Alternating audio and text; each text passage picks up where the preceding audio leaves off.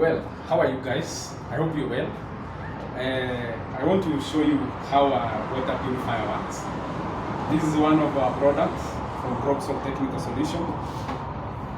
This is a reverse osmosis water purifier. This is not an Anderson. Most people will mistake this one from with Anderson. This is called countertop or wall mounted.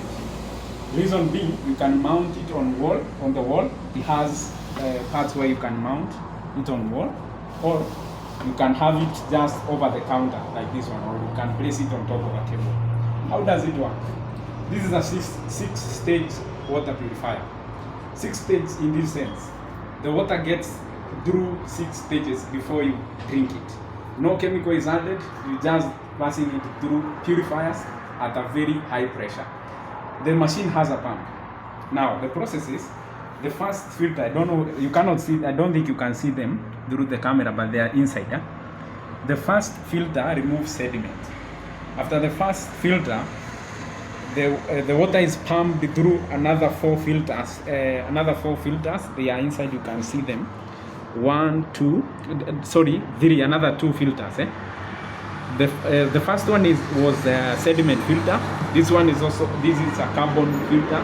The third stage is sediment filter of lesser microns. From there, the water goes through a reverse osmosis membrane. This is a reverse osmosis membrane. You can see that this one is a bit longer than the others. The function of a membrane, the water goes through it and comes out through 2 lines. First line for treated water, the other line for rejected water. Rejected water, it's also called concentrate. It means most of the remember, reverse osmosis, we are removing excess minerals. We are also removing that is sediments. We are also removing odor, smell. So when it goes through the reverse osmosis membrane, the excess minerals come out as in the rejected water format. So that is unwanted water. So the rejected water, you can see the pipe which comes through here. You direct it to the drainage. Now, this one is inlet. I forgot to illustrate inlet. Now, one goes, we have discussed, one goes as, comes out as rejected water, the other one is treated water. Now, the treated water goes through another stage. We call it post-carbon. The post-carbon stage, we return the natural taste of water. It has some, it's a kind of a filter where when water goes through it, it resumes its natural state. Now, after that, there is another important stage. This is the last stage. It's called a UV sterilizer. I think you can see that name.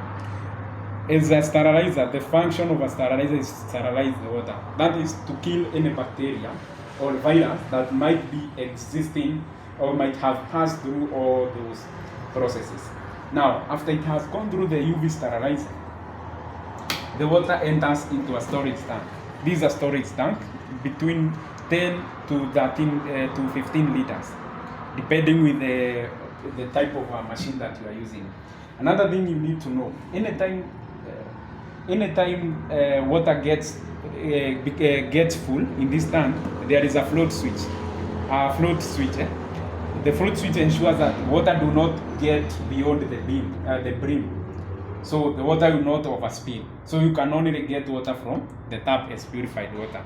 Another thing to note, these purifiers do not consume a lot of energy. They require power because any purifier that has a reverse osmosis membrane requires power, but not too much power. It is rated between 18, that is between around 18 watts.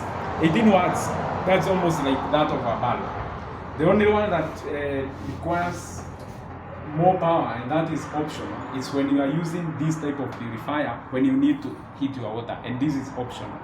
When you are using water, that is when you use more power. Basically, it requires so little, it uses so little power. So the machines, we have plenty of them. You can make your order, you can drop any question that you have, and then we will sort you out. Thank you.